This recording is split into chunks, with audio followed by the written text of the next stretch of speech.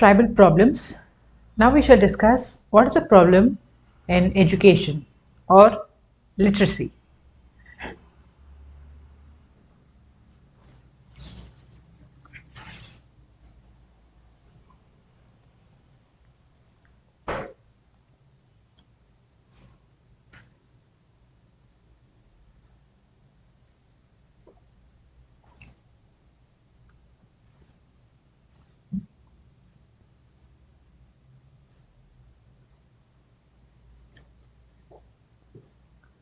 Problems in education.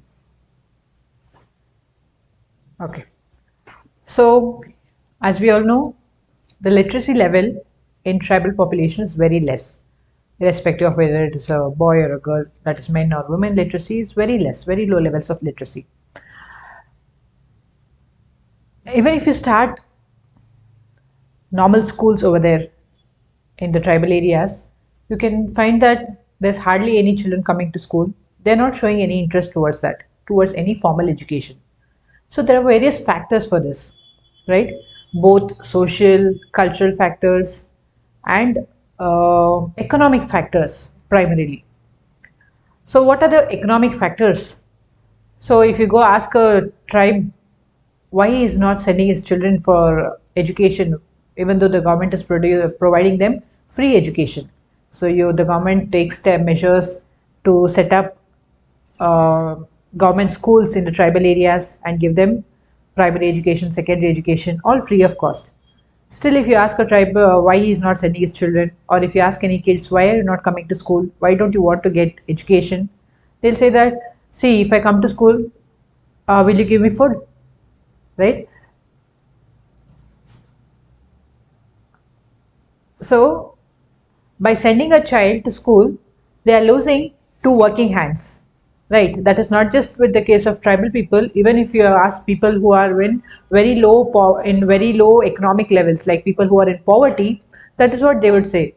If you see people in construction sites, the man and the woman, that is the husband and wife, will be working, whereas you can find the children who, if they are very young, they'll be playing in the mud and sand over there, or else if when they grow up to around 7 years, 8 years, or 10 years, by then they will start assisting their parents in the work, and they will also get wages for the work which they're doing. Whereas what will happen if you send them to school? You're losing two working hands. Instead, if they go for work, they will bring in some money, and that will enable them to run the family, and they can feed the children, right? So this is one of the economical reasons why they don't want to send their children for education. Apart from this, we have other reasons also. So if actually this was, if you know about the midday meal scheme, this was one of the reason which encouraged our administrators to start the scheme. So how many of you are aware of the midday meal scheme? So where they provide one meal to the children who go to government schools, right, along with eggs. So in some states, again it differs from state to state. In some states, they provide for 2 days a week or 3 days a week. They provide eggs along with some healthy, nutritious meals. That is what they are supposed to give. So initially, this midday meal scheme, which is now known as midday meal scheme popularly, was started by Kamaraj, the chief minister of by Kamaraj in TN, in the state of Tamil Nadu, as early as 1930s. So it so happened that once Kamaraj was touring a place, and he was moving up in a place called Tirunelveli, and there he found some 4-5 small school going, the children who are of the age of school going children, but they were not going to school, but they were of that age. They were herding some flock of sheep. So Kamaraj called them and asked them, why are you rearing the sheep? Why can't you go to school? This is the age for you to go to school. So one boy out of them told Kamaraj, see, if I go to school, will you give me food? Will it fill my stomach? So then Kamaraj realized that how difficult it is for these people to even think about education. Forget all other things. They cannot even think beyond food. Even only if they work that day, they can go avail food. Only then, if they get some money out of that day's earning, only then they can fill their stomachs. So it is so important. Then only he realized that if we give food free of cost in school, that itself will be a motivation for these children to go to school. So that is when he rolled out this scheme of giving free food to children, one meal of free food to children in the school, and then later it was followed by other popular chief ministers also, like M.G. Ramachandran, and then now we have it throughout the country. Even in the union government, we have this midday meal scheme, and it is followed throughout the country. But it was originally started by Kamaraj. So when we think like this, even for a tribal people, that is a problem. They cannot afford to lose working hands. If the child, instead of going to school, if it goes and earns and brings some wages, they can run the entire family that day. They can buy some food out of that, right? So that is the reason. Also, they think that the modern education which we impart them is of no use to them, unfortunately. Okay, we think that physics, chemistry, maths, all this is very important in life. If we study all this, we can get a degree, and if we get a degree, we can get some employment either in the government sector or private sector, and we can lead a comfortable life. But unfortunately, this method of education is not appealing for the tribal population. They feel none of this education is going to do them any good. Instead, if they learn their own vocational occupation, whatever they are doing, say for example, if it is a hunter and food gatherer, if he teaches his son and his daughter how to hunt, how to gather food, where to identify the food, how to go collect honey, how to make mats, how to make a hut, how to live his life, they think that is much more beneficial than going behind all this formal education, which does not serve any purpose.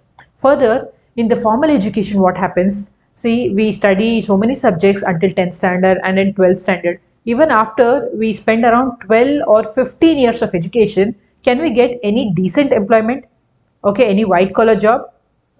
By decent, I mean a job which pays you adequate amount of money, a decent job. That is not possible, right? So immediately after 10th or 12th, you might get few jobs, but you wouldn't be happy with them.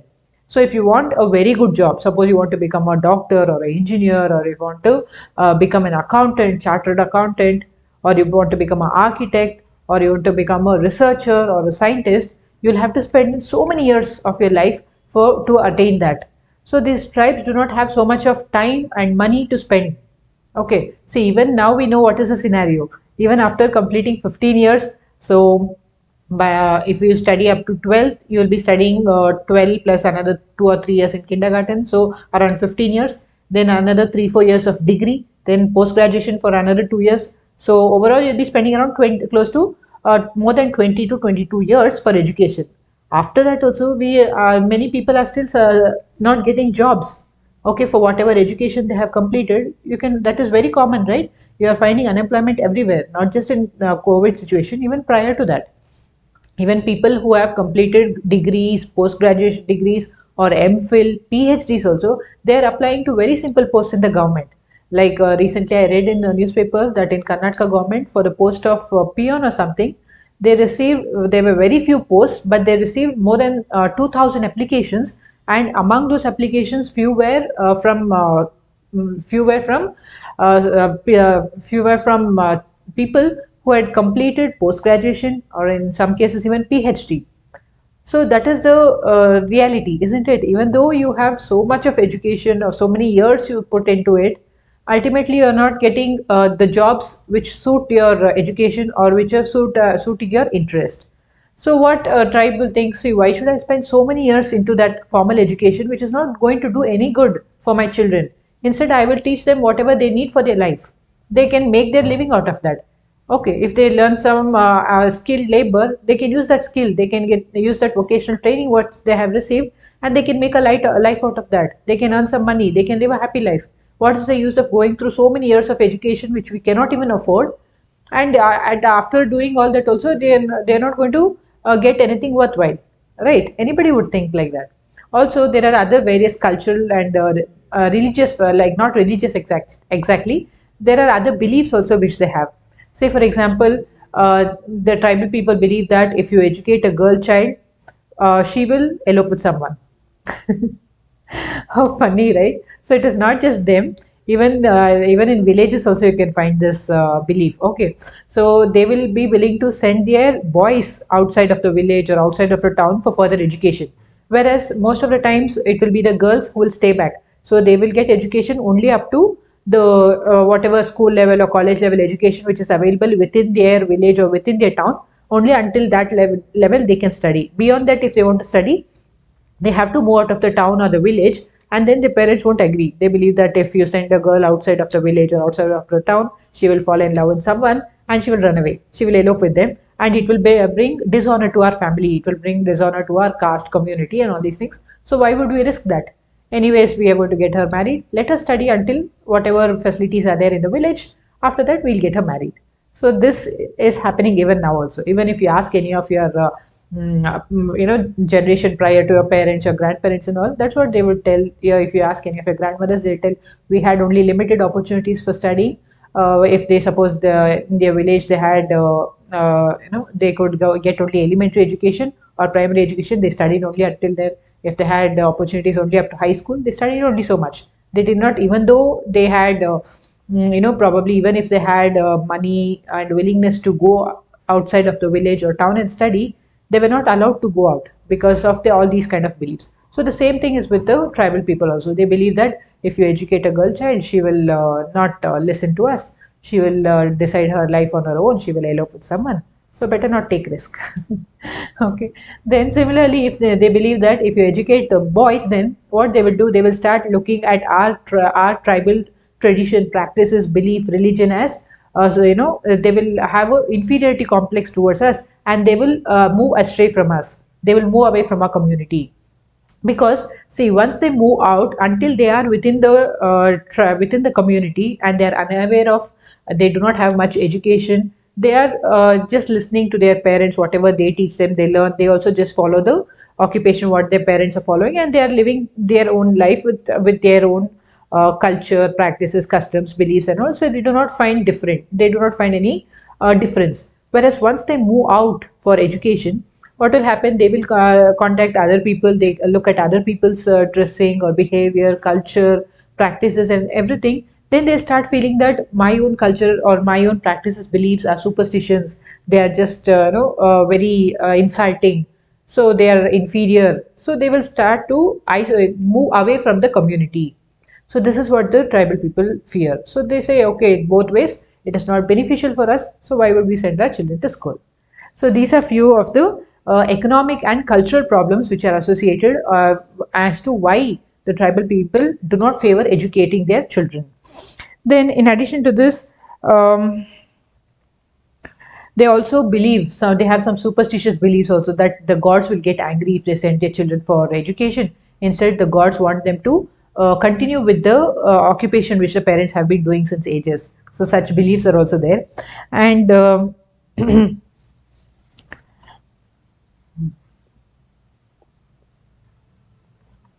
and even if suppose the government starts schools in the tribal areas and encourages them, they tell them about the importance of education and encourage them to register or send their children to school. So what will happen? The children themselves lose interest in formal education. See, inside the forest, they will be very happy. They will live. They will just do whatever makes them happy. Unlike how it happens in urban life, where whether you like it or not, the child is forced to go to school. So by the time around of 3.5 years or 4 years of age, you put them into some baby care or daycare or whatever, and then by around 4 years or 5 years they enter into kindergarten, and then from there there's no exit. They have to go up to 10th standard. Then after 10th, again they go enter into college, another 4 5 years of education. So you do not have a choice. Your parents send you to school, whether you like it or not, you have to go. But there in the forest, the child will be very happy playing with all the trees, plants, animals over there, doing playing with all the cattle, doing very simple activities with their mother, or going for hunting with their father. So when that kind of life they are living with a lot of ease and a lot of happiness, if you just put them inside a school with four walls and you teach them physics and chemistry, will they be interested in learning that?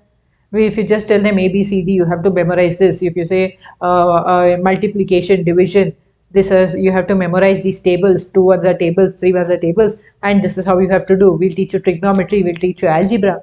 Will they be happy with that? No, they will not be happy. So this formal education does not feel appealing to the tribal children.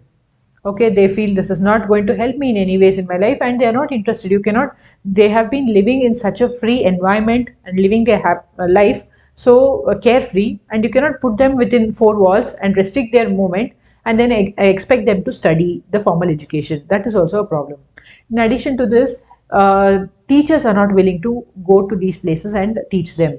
So, as we discussed in the case of health and nutrition, also, I told that how many years doctors spend, how many years and how much money they spend to become a doctor, and and they will not be willing to move to a tribal area and offer their services for very less money, where they do not have all the other comforts of a town or a city life. Same is the case with teachers also. So if they suppose, even if they're government teachers posted in some city or in some town, they have a lot of comforts compared to what they get in a tribal area. So why would they forego all their comforts over there and come and sit and teach in a tribal area where neither parents are interested nor children are interested? Isn't it? So even teachers are not willing to go to those areas. And above all this, even the infrastructure which is developed by the government is also mediocre. So we know even in urban areas how government schools are, right? We go to write many exams, whatever UPSC exams or whatever government exams you take up, mostly they will arrange the exams in government schools, right? So that one day going to that government school and from morning 10 o'clock to evening 4 o'clock staying there and writing the exam, it's like so difficult for us. There's no hardly any proper infrastructure that is available. So imagine in a tribal area, if there's a school, simply for namesake there will be a school, there won't be any other, there won't be any facilities like a playground or a proper blackboard or teachers to teach. Okay, there won't be any infrastructure whatever is needed in the school. So all these are again deterring factors. Okay.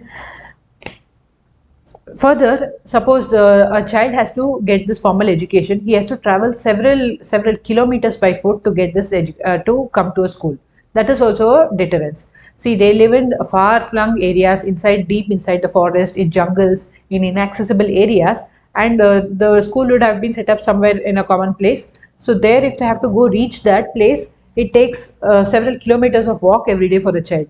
So once I read this some 2 years back, I guess, in the newspaper, that there was a boy who came, who walked almost 20 kilometers in the morning to come to the examination center and write his 10th standard exam. And then again, he walked back 20 kilometers to reach back home. So there are many people who are living like this. Okay, even in northeastern area or even other places where tribal regions are there, you can find that most of these places are inaccessible.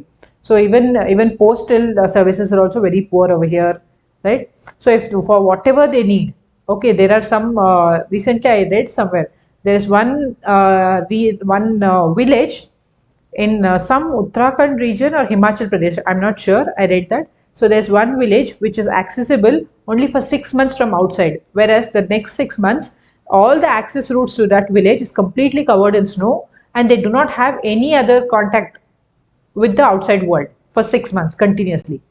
Okay, then the next 6 months they can move out of the village or they can have access, and that too, for that they have to climb several hills and walk. They have to trek several kilometers if they have to come outside for anything whatsoever. Okay, so even postal services are not accessible easily over there. So such places still exist. Okay, very remote villages in these kind of places. So there again it becomes a huge challenge for these children to travel all the way and come to schools and take education. Then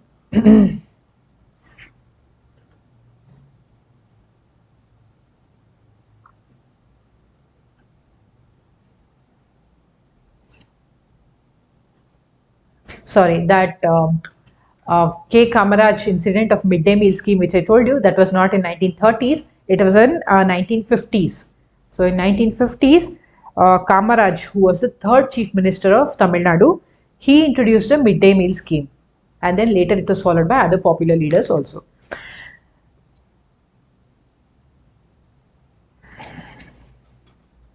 Okay, so these are the various problems which there's no proper and more other few more important factors, deterring factors are. So even if they go to there is lack of teachers, then there's lack of proper infrastructure, then the children have to travel very far of places to reach the school. In addition to this, if you make them sit inside a closed chamber, inside a closed classroom, and if you teach them physics and maths, they will definitely not be interested. That sounds like something new to them and they are not interested in that.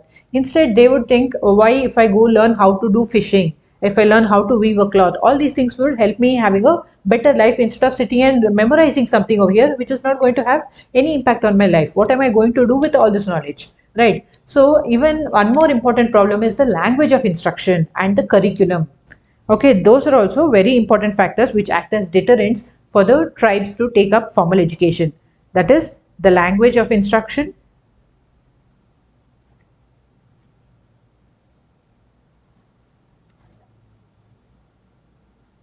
and curriculum.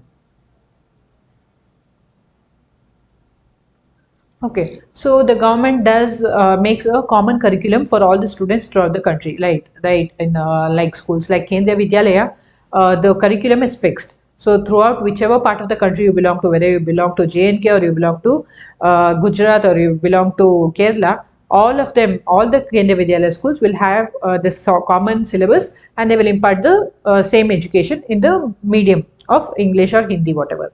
So here, these tribal people, the tribal children are not familiar with other languages, and they are not familiar with this curriculum also. So if you go teach them ABCD or if you teach them English, they will not understand that. So what we have to do here is we have to try to impart education in the language of their choice. Like suppose whatever the majority language of that region is, you have to impart education in that language. In the medium of instruction should be their mother tongue instead of some alien language which they do not even understand. So even if they don't understand, is there a possibility they can go back home and ask their parents? No, even their parents should be uneducated. So all these are the deterring factors which which are demotivating them to take up formal education. Further, you have to give them education in vocational training. In addition to, see, we understand what is the importance of all the subjects which we are learning in the formal education. So in addition to that, we have to slowly, introduce this along with formal training, along with vocational training, which we give them. Say, for example, we can teach them to improve their skills in weaving. We can teach them to how to improve their skills in making handloom products or materials. So along with that, slowly we can introduce them to other formal subjects little by little so that they do not lose interest. And we must also take care that the language of instruction is the one which they understand and not some alien language like English, which they do not understand a single word. And how will you sit and attend the class? Isn't it? It's like how many people, they don't understand English movies, right? Because their accent is, though we Indians speak and we study English from a very young age and we are well, very well in conversing in English, we are fluent in speaking English.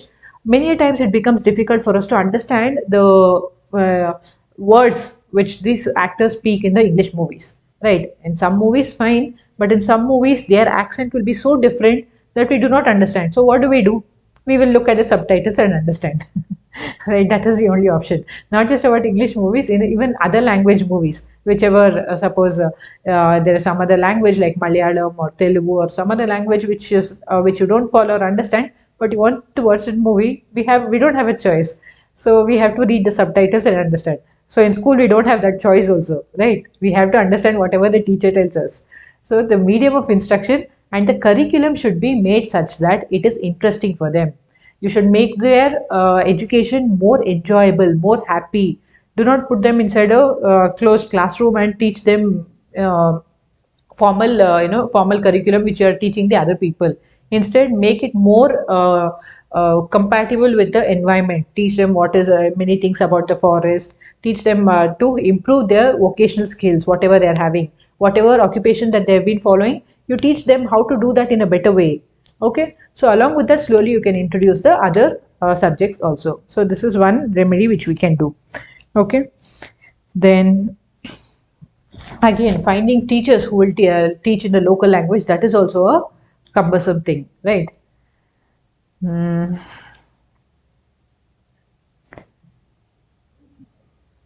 Then we must also take into account the customs and the rituals of these tribes, because there will be certain seasons where for one full week they will have a festival or they will have a fair or they will have an ancestral worship or they have some rituals which they have to do, and that is a very important part and parcel of their life, isn't it? Just like how here we also have holidays for certain festivals, right?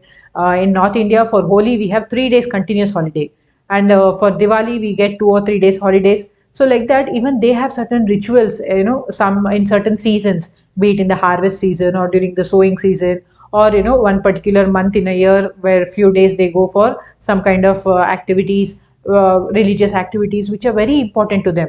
Their customs, belief, traditions are a part and parcel of their emotions. So they occupy a very important place in their lives. So you just cannot expect the child to come and sit on those days in school and start studying. So the timetable also should be designed according to their needs, to suit their needs. Say even you can make classes in the evening hours. Suppose morning they have their work, whatever work they do, that is, be it hunting, or be it collecting honey and all. You can make your school timings flexible so that they can do that work also and then come back to school and still study. So like this, various modifications we'll have to make. Okay, so that it does not clash with their important economic and social activities. Then the local conditions need to be kept in mind. Again, I told you, all tribes are not same. Tribes from each region, from even in one locality, like if you say northeast also, even in northeast we have so many tribes, right? So each of them are different, each of their customs, beliefs are different, each of their culture is different. So the local conditions has to be kept in mind whenever you are designing any programs, be it educational policy, be it for their employment, be it for their any other developmental activities, or for the rehabilitation, for resettlement, okay, to remove them out of poverty, or to remove them out of debt, to bring them out of addiction. So for any activity which is concerned with the tribe, you have to always keep in mind the local condition, what exactly works over there, what is those tribal people, what is their culture, what exactly is the problem that they are facing. Don't look at that problem from your point of view. Okay, so some of us, we tend to like, that is what we will be discussing in ethnocentrism and cultural relativism. Don't look at that from your point of view. Instead, be a person belonging to that community and see. Sometimes we say, just now I told you, their traditions and their their practices, customs are very important to them. So we might think, what is this? See, on for 1 week they are going and they are going to go worship some tree over there, and for that should we cancel our school on for that entire week? It is so stupid, it is so superstitious. Why can't they forego off that and come and sit in the school? For us it might look at stupid, okay, but for them it is their religious activity, or it is their custom, it is their belief. Okay, they believe in mana, they believe in supernatural power.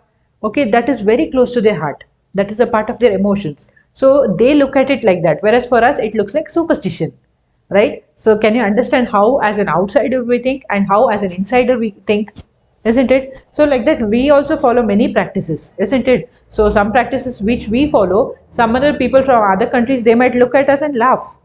Like, say for example, worshipping of these trees on the highways. If you especially travel to South India, you can find that there are many, near some trees are there, some specific trees, where they just keep this brick, okay, red color brick. So suppose there's a tree, here they will keep one or two bricks like this, and they will put some turmeric powder, they will tie some red, no, they'll tie some yellow color thread surrounding that stone, or and surrounding those trees, and they will start worshipping that. Okay, we have the belief that it is God. So when one person does that, whoever people go pass to that route, they also see that, they also think, okay, somebody has worshipped, there is God here probably, and they will also stop, they will go worship. So after several years, that would have become into a temple, right? That is how there are so many temples, isn't it? So somebody, for some purpose, not only in the highways, even I go to a park every day. So in that park, there is one tree, people tree, I guess, people tree. Yes, there's a people tree. So there I have seen that many people, even though there are so many temples in Bangalore, okay, people who come to that park, many people have seen, they come, they touch the tree, they take blessings, so they go. So that is their belief, that is their emotions, right? We cannot say, okay, for just when like this seems normal for us, what they do is normal for them. Okay, so suppose there is a foreigner who's coming to our country, and if he sees that we people are going and worshipping the tree, or we are worshipping a brick, okay, or we are worshipping a snake, We do that, right, on Nagar Panchami. What we do, we go to that small, what do you call that? Uh, this, like, the structures are, where we believe that snakes reside. That is actually built by that, wood, not wood, that mud structure, which is actually built by other insects and ants. But we believe that snakes reside inside that. That is true also. Sometimes there are snakes inside that, sometimes it is not there. So what do we do for Nagar Panchami? We go to these places in temples, okay, or even in any other place. We pour milk inside this, we pour egg inside this, right? We put turmeric, we put kumkum, we put flowers, we do all this, and we put flowers all over, inside, everywhere, and we worship snake goddess, right? We believe snake is a god, that is why we worship. Whereas if a foreigner comes to our country and sees all this, he will start laughing. He might think, what is this, you are worshipping a snake? So, what seems ridiculous for another person from another culture is normal for us, right? So, similarly, what a tribal person is doing is, that is a part and parcel of his culture. It's a part of his customs. It is part of his belief system. We cannot say that is ridiculous and superstitious, isn't it? So, we have to keep all these local conditions, the local culture. What are the tribe over there? So, what is their ancestry? What are their beliefs? What is occupation which they are following, so according to that, what best we can do. So this we have to keep in mind, not just while doing education policies, be it for anything, while giving them healthcare facilities also. See, taking a mobile dispensary or a mobile van or mobile ambulance, all these things does not fit for every place. Again, there will be some regions which are completely inaccessible. There you cannot take a ambulance and go, right? So like this, depending on the local needs, to suit the people belonging to that region, what best we can do, that is what a anthropologist should think like. Okay, so now do you understand how an anthropologist starts thinking differently than other people? Isn't it? In the very beginning of when we started anthropology lectures, I told you, after studying anthropology, your thought process towards many things will change. Yes or no? Until now, it's not just about this, even about the food habits, right? So yesterday I was reading somewhere on some social media. I read that Chinese people. There was this caption saying. Um, Okay. There was this caption saying Chinese people eat anything that moves. Anything that moves. So we might feel disgusted. Oh, how can they eat? Now when we got COVID and all, many people started, scolding the Chinese people, saying, why do they have to eat those bats? Why can't they? Don't they get any other meat? Why they have to eat bats and get that disease and transmit it to the entire world? Many of us, not us, many people, I don't do that. Many people did that. They were scolding the Chinese, right? So there will be so that is part of their culture. We have to look at it from their point of view and not from our biased point of view, right? So that is how we start thinking, we start considering everything, whatever we see around, when people, whatever, when they, based on the food habits which they follow, or the beliefs which they have, customs which they follow, the rituals which they follow, all these things, when as an outsider, when we used to see, we used to feel, have always this discriminatory thought that, okay, what they're doing is not fair, what they're doing is superstitious and all. But once you start studying anthropology, you start looking at all these things from what is the reason behind that. Why are they doing that? Probably there's some ecological factor which is forcing them to do that, or probably it is a some cultural need that is to satisfy some psychological need. They are doing that, right? So like this, we will start thinking, and it brings about a overall change in your personality itself. So that is the speciality of anthropology. Okay.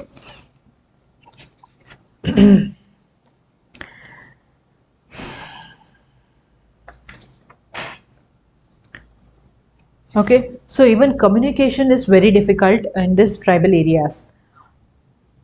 So communication is also a problem because they are living in deep, inaccessible places. Communication here, forget internet or mobile connectivity, mobile or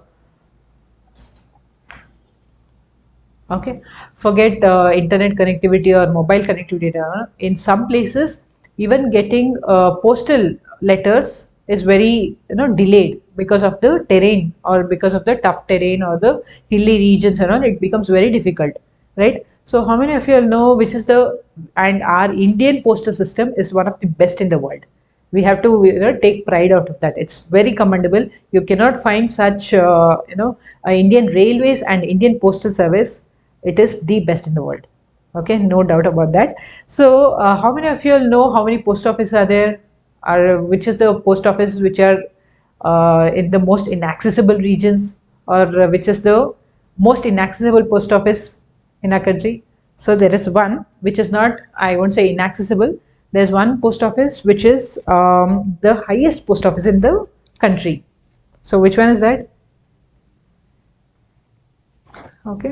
So there is one post office in Himachal Pradesh.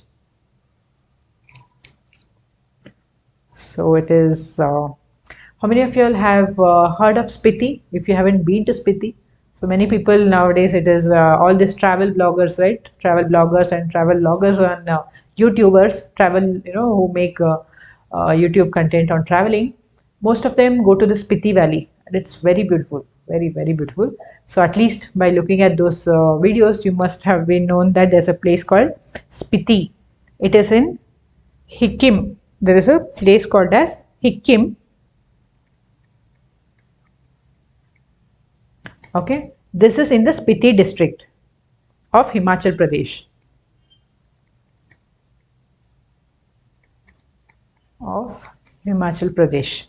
So this is the highest post office in our country. It is at a height of 15,500 feet.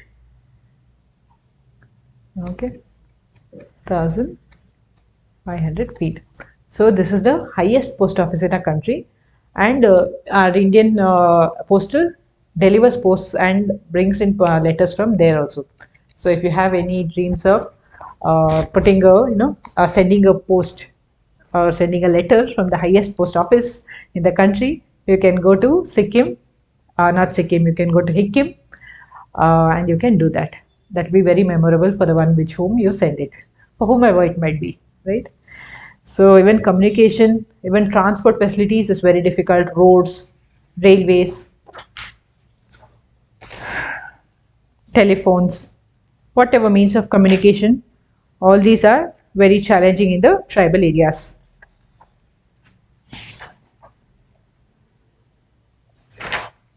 And again, migration, as we told, how migration also poses a lot of educational and even other cultural, psychological frustrations.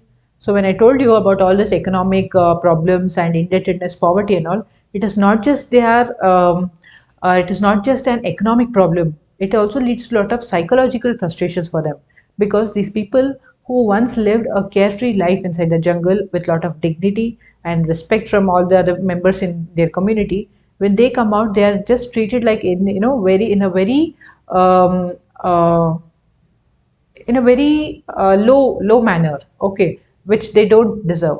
So because of this, they'll again be subjected to psychological frustrations also. That also you have to keep in mind. It is not just economical or social problems, and there's so much of disturbance in their culture also.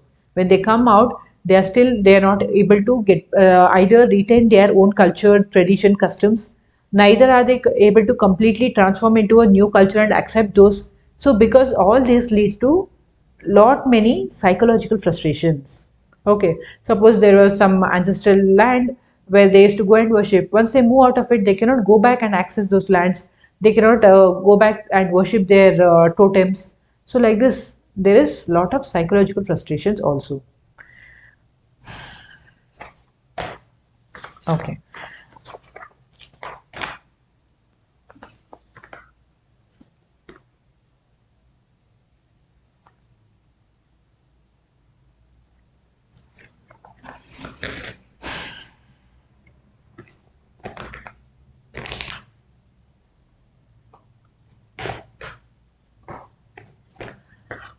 So what are the ways? So we discussed all the problems of the tribal communities, right? So various problems, right, from the health to their employment, to their education, to their land alienation, indebtedness, poverty, everything. So what are the ways, or what are the means measures which we are going to take, or which we should take, or what are the approaches which we should design, or which we should follow to try to resolve these problems. Okay, so we shall discuss that now.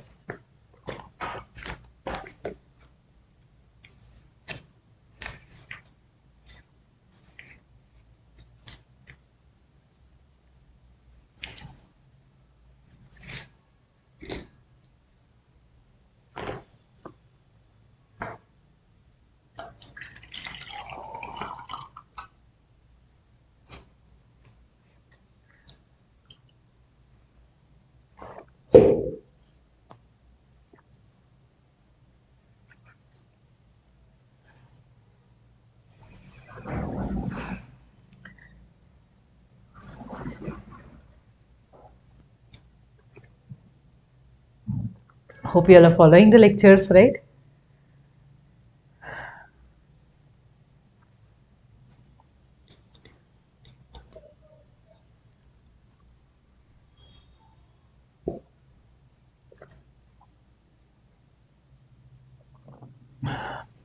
Okay, we shall continue. So there is, first and foremost, the most, you know, the so the primary problem is in identifying a tribe.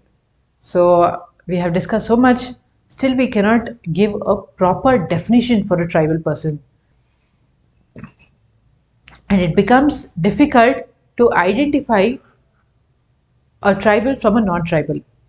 That is a first and foremost challenge. So we just know that the tribal people are relatively isolated, they live in jungles, their culture is distinct, their customs, beliefs, the food habits, the traditions which they follow is different. They are living in a very primitive technological level. So this is all the features which we say, but we do not have any proper criteria nor a definition to identify who is a tribal and who is not a tribal. Again, the tribes in one region, or even many tribes living in a single region, are not similar. So you cannot follow a one fits all, one size fits all policy, right? So we have different, like say for example, the northeastern tribes, they live in the hilly regions. Their occupation is predominantly shifting cultivation, and their problems are different. So they have problems like insurgency from other, migrants coming from other places, and then they have problems due to war. All these problems are there.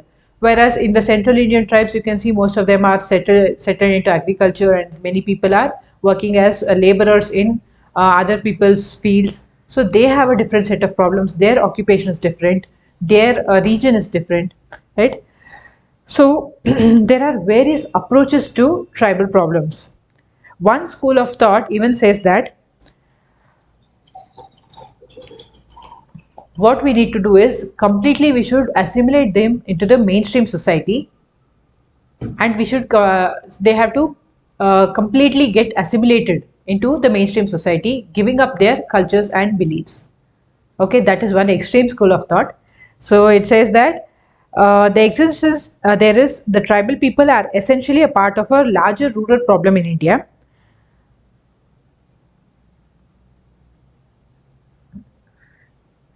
So there are some people. So again we will be discussing various schools of thought, or various how people thought whether we should keep the tribal people isolated in their jungles, we should allow them to develop into their own genius on their own, or should we allow them to get assimilated into the mainstream society. So if you are allowing them to get assimilated into the mainstream society, to what extent and how, and there are some people who even advocated that they should be converted into other religions. So like this, there are various approaches to tribal development, which we shall be discussing in another chapter. But here we are trying to discuss the approaches to the tribal problems. So here, many people are of the view that uh, tribal people or tribes are nothing but tribal people or tribes are nothing but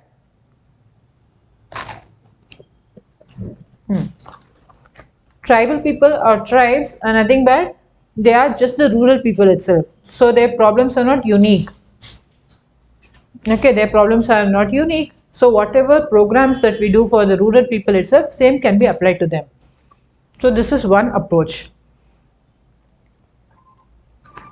So some people want that unregulated culture contact can be detrimental and even fatal to the tribal people. Isn't it? Unregulated contact. So when I told you that the tribal people should be assimilated into the mainstream, it should happen in a proper, regulated, stepwise, planned manner. You cannot just randomly allow outsiders to go into the tribal areas or the tribal to mingle with the non-tribals and come into culture contact. So there's so much of changes that will lead to a lot of problems for them, right? So it might be health problems or it might be changes in their culture. So they will be it will be difficult for them either to stick on to their own cultural values or traditions or beliefs, or to totally abandon them, or to take up a new culture or to take up a new religion.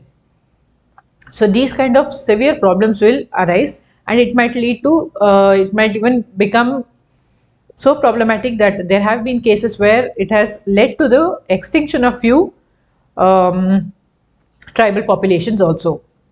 It has even languages also become extinct. So there was recently, some 4 5 years back, there was a report in the newspaper that there was one particular language in Andaman and Nicobar Island, which that was a particular dialect and a particular language which only that tribe knew. And however, what happened, there were only two members belonging to that tribe. So that another person died.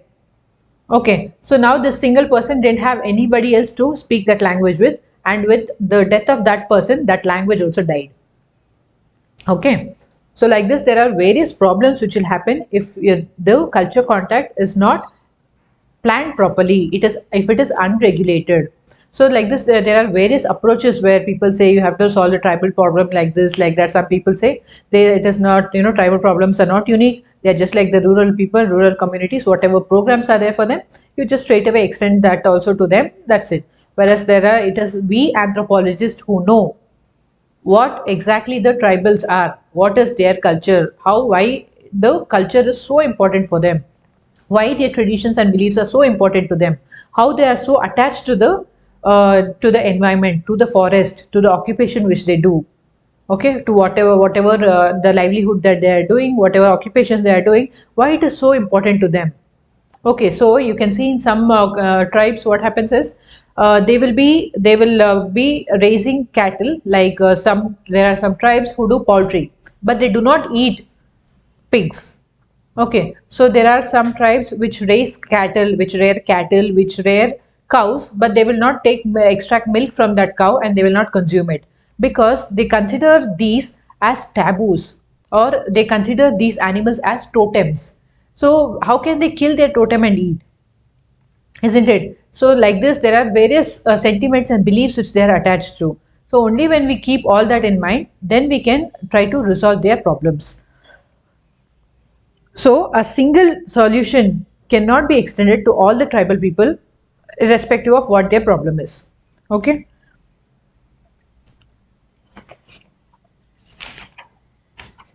So there are various approaches to the tribal problem. The first one is social service approach.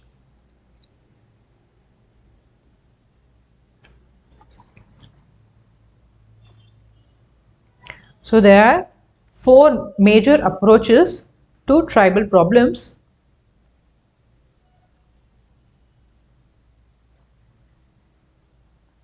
First one is the social service approach.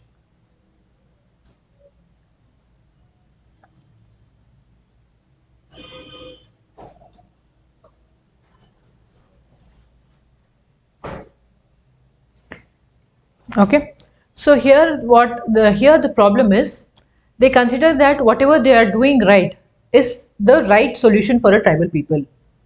Okay, so they are not doing it with any wrong motives. Okay, say for example, um, a person is hungry.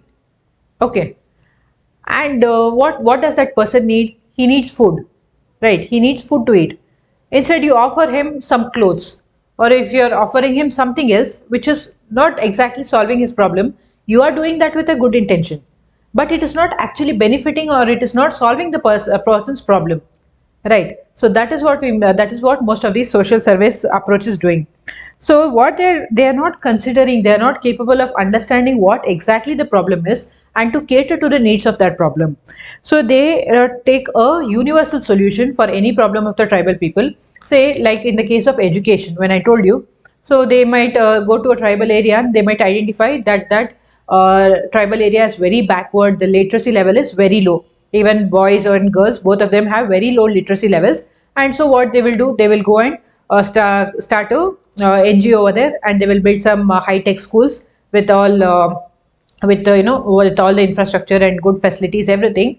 But however, the children who probably initially they will come and later they will stop coming to school, and the literacy level does not improve. Why is it so? First, we need to understand what the problem is. These people are so poor that if they cannot afford to come to school, so if they have to come to school, that means they are going to lose that day's wages. Okay, they need to, if they come to school, they have to go back home and sleep hungry. They cannot have food without earning for that day. So if you're not able to understand that, and instead you just go build a school and you expect them to come to school and study, so you are doing that with a good intention, but it is not giving the result which it is supposed to give. Okay, similarly in the case of language also. So you go start an English medium school over there and you start speaking in English, and the children do not understand. So what is the fun in doing that, right? So they here you have to understand the local needs, and this social service approach failed to realize that their well-intentioned reforms may be injurious to the tribe in terms of social integration. Got it? So most of the social service approach is doing this. They are not able to understand what is the need in that place, what exactly the people want, and they are offering them something else. And finally, it is the waste of efforts, right? So when I speak about this, I recall this talk of Sudha Murthy. Okay, you all know Sudha Murthy, right? She is the wife of Infosys chairman. He was Infosys chairman Narayan Murthy. So I was listening to one of her talk, and she said that it seems when she was in school, she was very fascinated about atlas. Okay, so but she could not afford an atlas. There was an atlas only in her school, so she used to go to a school library, and very often she used to take out the atlas and see what are the different countries, where see the entire map, what are the different countries, in which regions they are, what is great about each country, what are the places, what are the cities. So in a map, in an atlas, you get all these details, right, about temperature, topography, rainfall, everything. So she used to be very much interested in this, and always she used to go to a school library and take an atlas and see this. So when later when she became rich after their Infosys company grew big, and she started a NGO. She has an NGO which works for backward areas, rural areas predominantly in Karnataka, Andhra Pradesh, Tamil Nadu, and I think Haryana, and few places in North India, even in Maharashtra, Haryana, in some places and all. So her NGO is mostly focused on development of the rural areas. Okay, be it in education sector or be it for the welfare of the women, like that. So she takes up various activities as part of that NGO, and she does all this. So once it came to her mind that she was very interested in, as a school kid, she was very interested in Atlas. So she thought probably I should buy a lot of Atlas and supply it to all the kids. So they will also be very happy, seeing the Atlas every day and knowing many things in geography. So she thought this is a very good idea. And she bought a lot of atlases, and she supplied it to various schools in all the rural areas wherever she was working. Then one fine day, what happened when she was traveling somewhere, she had to stop in a place to buy some groundnuts. Okay, the raw groundnuts which they sell along with the shell along with the shell before opening it, right? So they sell the raw groundnuts like that. So she stopped her vehicle and she went to buy that. And that was a time when the plastic bags and all was not very prominent. So when she went to, and it was a remote rural area and all, so plastic consumption will be less only over there. Carry bags, all this won't be available. So when she went to that groundnut vendor, and she asked him to give some groundnuts, he said, "Okay, how will you carry it?" Okay, then he said, "Okay, fine, wait. I have a book. That book, I will tear a sheet out of that. That has very, a nice thickness in the sheets. So I will give you in that." And he took out an atlas. He tore a sheet, and he made a, cone kind of, uh, like a cone, okay, a cone like structure, and he filled the groundnuts into that and he gave it to her. Then this lady was shocked. How come in such a remote, in a rural area, and this vendor is having atlas and he's tearing the sheet and he's packing the groundnut for me? And he asked, out of curiosity, she asked him, "Where did you get this book? How come it is with you?" So he said, "Oh, this book is it. This one was, we have a lot of copies of this. Many children have it, and this has very thick, glossy sheets and all. It is very nice too. It is very strong. So it is very useful for packing materials. That is why I'm using this." Then, then Sudhamurthy actually realized what kind of, what she gave was not what the children wanted, right? So when you give something, it must be what, the person who's seeking help should be in need of that. If you give something which they are not in need of that, so it's just waste, right? So just like how these beggars, right, on the streets, suppose you're they come and they'll tell you, "I'm hungry." If you're traveling in a car, they'll come and they'll, bang on the windshield and say, "I'm hungry, give me some food," and all. And even if you have bought some very, food just then from a hotel, or if you have brought some packaged food and all, and if you offer them food, they will not accept it. They say, "No, no, no, I don't want food, give me money, I want cash only." Okay, because they will utilize that money for whatever they need to buy, right? Either they will buy some liquor, or they will buy some tobacco, or they will smoke, whatnot. They will do that. Why would they accept the food which you offer, right? So, this is what the social service approach is doing. Then comes the political approach. Okay.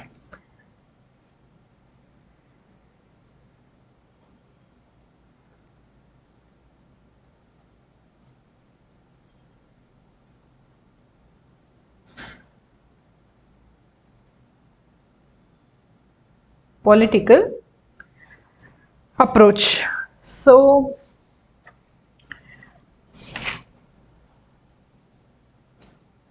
we shall discuss more about political approach when we discuss approaches to tribal development, because that will, there we will be discussing what was the approach Warrior Elvin came up with when, he said we will make tribal parks, so that we can preserve the tribal culture and all. So we shall discuss more about political approach in that chapter. Then there is the religious approach.